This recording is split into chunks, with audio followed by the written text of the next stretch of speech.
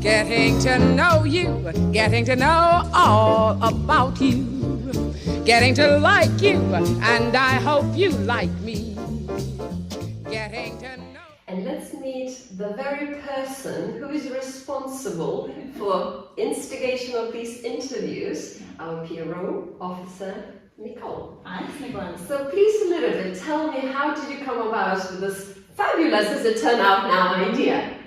I think probably from the fact that the BDF has been going for a very long time, of course, many decades, and the people don't generally know us on the committee as people. They know us as dancers or judges or people in the dance world, but don't know us as actual people, what we like, what we do, what our hobbies are, those kinds of things. And I thought it would be very interesting for everyone else to find out what the other side of us is like.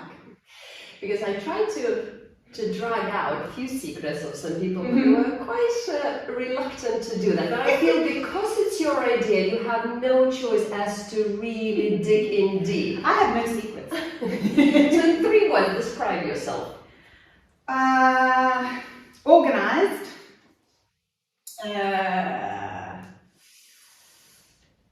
Happy and curious. That's interesting. Is that why maybe curiosity also encouraging you to join BDF and to join and to do all these projects? Yeah, absolutely. I think I've got quite an inquiring personality in mind. I want to know what's going on, not only in dancing, but the world in general. So I actually have got, outside of dancing, lots of various other interests that are completely not dance related, but world related, if you like. Right. What's the best decision you've ever made in your life? Best decision. Oh, can I only have one? Well, no, if you think that there were equally really good couple of decisions, of course, but... Well, the one leads to the other, so yes. I suppose the best decision I ever made was to come to England. And then, of course, led to everything else. And the second best decision was to marry my husband, which leads to the third best decision, which is to have my daughter. Right. Do you think she will dance? No. Oh, It's a clear and definite no. I've tried, I've asked, and so she doesn't want to? No, she doesn't want to, which is a shame, because she actually, when she dances around at home, she's only 9, so she's often doing things, hip hop or whatever. She's actually a very good dancer, and she's got beautiful hands, and she can spin amazingly well without even trying. So, but no, she's a bit more sporty. She likes the sporty stuff. Well, you never know. So maybe she's still going to do it one day. Early days, yes. And one of the members, I tried to get the fantasies out, but they were so preserved. So let's just see if you have any. Well, and in fact, you could go now from the childhood. Perhaps you had some fantasies of becoming someone, or did it happen?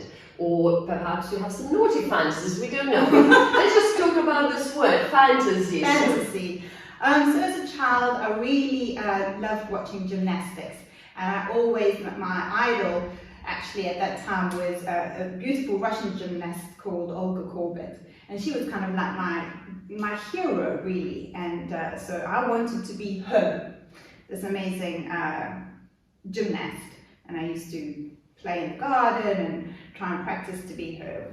Clearly that wasn't my forte, but it led me to other things. And then I have been asked this once before, like, when I did Strictly Come Dancing, who would you most like to dance with? And that time I just thought David Beckham was like the bee's knees. Yeah, really. Yeah. He's your fantasy, but... He is mine. And then I said, as long as he doesn't speak. Because if you have heard him speak, and I love him to death, yeah, he's very softly spoken and stuff, but yeah. Sometimes it does happen on the radio shows, and you listen to this in person and you fantasize, he's so handsome, and then the voice doesn't meet the look, and then the other one, and now it's opposite. Yeah. And let's just jump a little bit back into your youth days before you come here, and you finished school in South Africa. Yeah. And what do you remember most from your school days? Or what do you miss from your school days? Well, I went to an all-girl high school in South Africa, so it was very girl cliquey, you know, like the different groups of girls. And I was not in the most popular group, but neither was I in the most unpopular group. But the thing I always remember is that I always wanted to be in the popular girls group, really a lot. And funnily enough, I've kept friends with a lot of my school friends. And some of those girls are in the popular girls group, and they have seen what I've done now, and they've been like, we always wanted to be like you.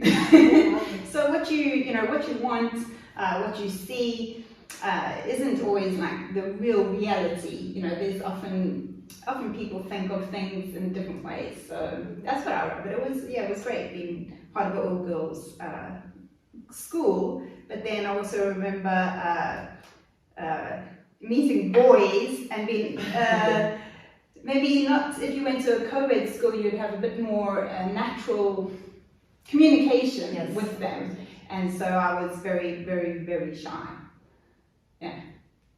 Until later. Yes, I was just wanted to say something changed.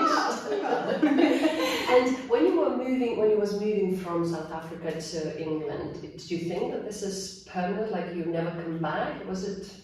Yes, absolutely, immediately. I think as soon as I arrived, I went to my first practice night at Assembly, which in those days was like the mecca, the home of all the dancers. I remember walking my first night, and it reminded me of a scene from Dirty Dancing, which is my absolute favourite movie ever.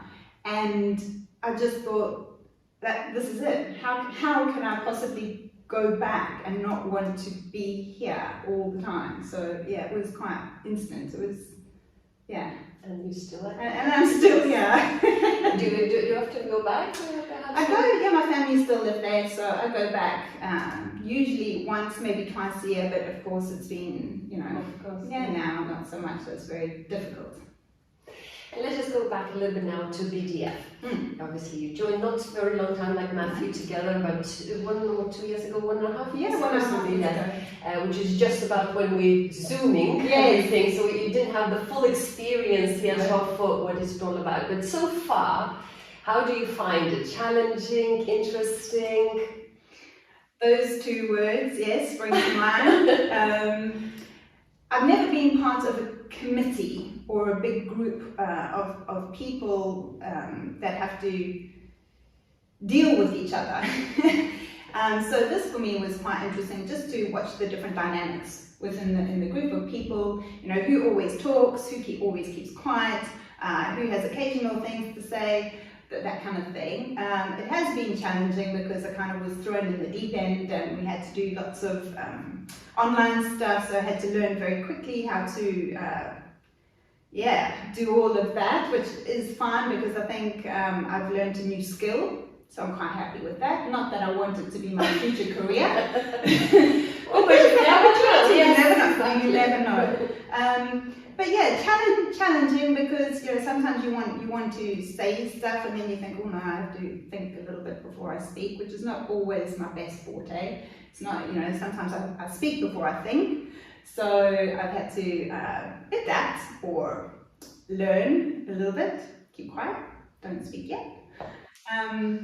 But it's been really good. I've enjoyed very much learning. So would you say not only you brought a lot of things, well, I can speak from myself, definitely brought so much good to BDF, helping and being as PRO and with all these beautiful ideas, but would you say you also learning and making you a better person, because I said you need to learn not to speak when and make you different? Yeah, I think it's important in any situation that you're in to take the opportunity to learn from it, not just go in there and think, well, this is how I've always done something and that's it. To be open to learning from that experience, especially with other people, and to grow from it.